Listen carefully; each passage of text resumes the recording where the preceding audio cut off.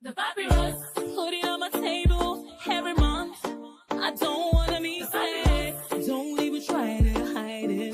No, I don't wanna lose it. And you see how it is, it's so inviting. The papyrus, we're all so alive. The papyrus. Hello, welcome to the Papyrus TV News Update. First, the headlines. Nnamdi Kanu files 20 billion Libel suit against first PRO.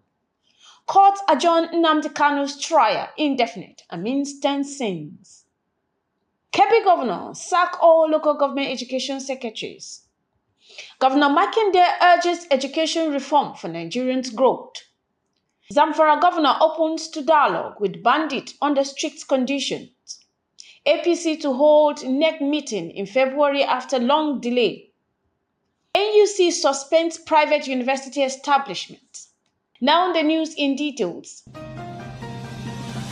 The detained leader of the indigenous people of Biafra, IPOB, Nnamdi Kanu, has filed a 20 billion Libel suit against the first public relations officer, ACP Olumuyiwa Adejobi, over alleged defamatory statements. The suit filed at the High Court in Abuja by Kanu Special Counsel Aloy Ejimako seeks a court order compelling Adejobi to retract the statements, publish a full-page apology in 3 national dailies, and pay 20 billion in general and exemplary damage. Kanu claimed Adejobi forcefully linked him to acts of terrorism and portrayed him as a violent leader responsible for attack in Imo State. The statement in question, published on January 25, 2025, alleged that police neutralized 6 members of IPOB's armed wing, the Eastern Security Network, ESN. Kanu contends the publication have damaged his reputation and prejudiced his ongoing court cases. He seeks an injunction restraining Adejobi from making further defamatory statements against him. Similarly, a high court in Abuja has definitely adjourned the trial of IPOB leader Nnamdi Kanu, following his insistence that Justice Binta Nyako recuse herself from the case. The trial was initially halted on September 24, 2024, after Nyako withdrew based on Kanu's oral request, which was later overruled by Chief Judge John Toho. The hearing turned dramatic when Kanu, visibly agitated, scolded one of his lawyers in the courtroom, ordering him to remain silent during a media interview. A video of the heated exchange has since gone viral on social media. The case file has been returned to Justice Nyako for further proceedings, leaving Kanu's legal battle in continued uncertainty. From Nnamdi Kanu and the IPOB, the Kebbi State government, led by Governor Nasiru Idris, has terminated the appointment of all 21 local government education secretaries. The announcement was made on February 10 by Yakubu Bala Tafida, secretary to the state government, SSG. The dismissed officials were instructed to hand over their duties to directors of administration in their respective local government. The state government appreciates their contribution to education development while wishing them well in future endeavors. Oyo State Governor Seyi Makinde has emphasized the critical role of education in national development.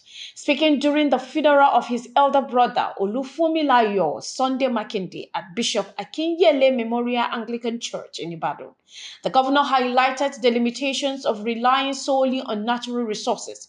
He cited Venezuela's struggles despite vast oil reserve and contrasted it with Finland's success attributed to heavy investment in education. Natural resources also don't guarantee prosperity. To thrive, we must invest in education and nurture entrepreneurs, Makinde stated, urging Nigerians to adopt a diversified economic strategy. In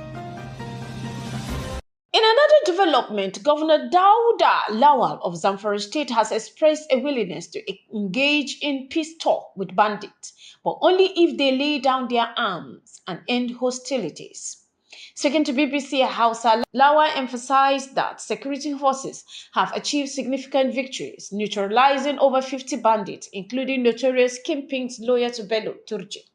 While signaling a shift from his previous hardline stance, Lawal stated that any dialogue must be sincere. A lot of people have suffered.